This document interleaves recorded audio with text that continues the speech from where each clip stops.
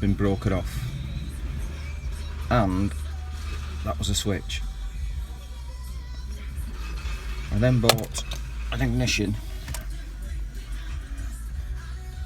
so that had 4 wires coming off it. I could get it to turn over, but it didn't have spark or anything like that. But it's confusing because you've got this wire coming in here which had the ignition on the end. If you follow it up and round, it then comes to a socket which you would assume you could plug the ignition in. No. Then get a new ignition and find this socket is tucked away up at the top, and that's the one that had the wires had all burnt out. So I've rewired the back of it, and now it turns over ignition lights and everything else. So the next step will be to go under the bonnet. Now I know I've got a spark, put some pipework up for the fuel, and let's see if it'll start. Fingers crossed.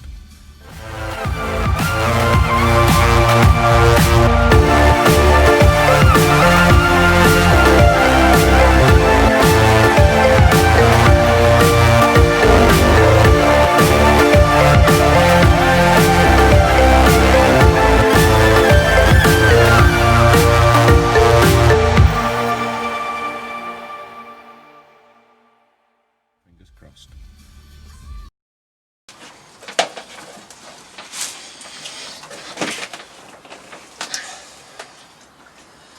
Right, got some fuel down into the carbs, found that a few of the pipes was perished,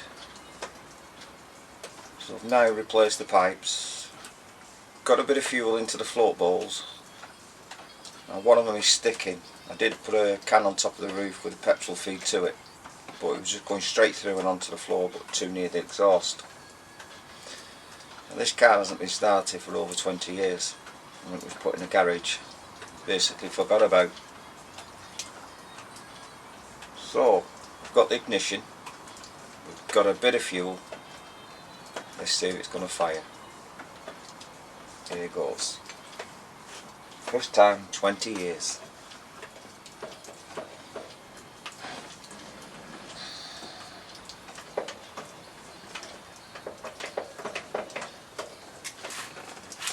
Right, here we go.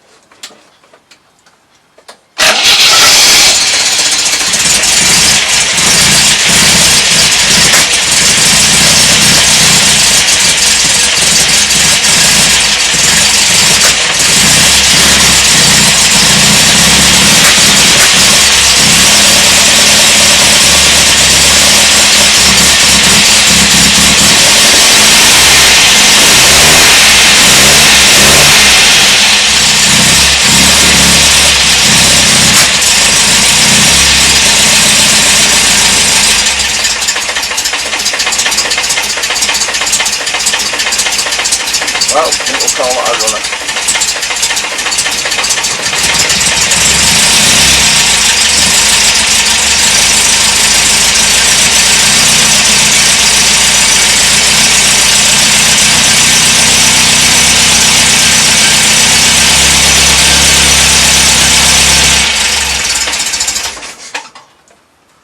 Don't want to run it too long because I know there's no water in it, but we did have a good oil pressure, and I checked that before we turned it over.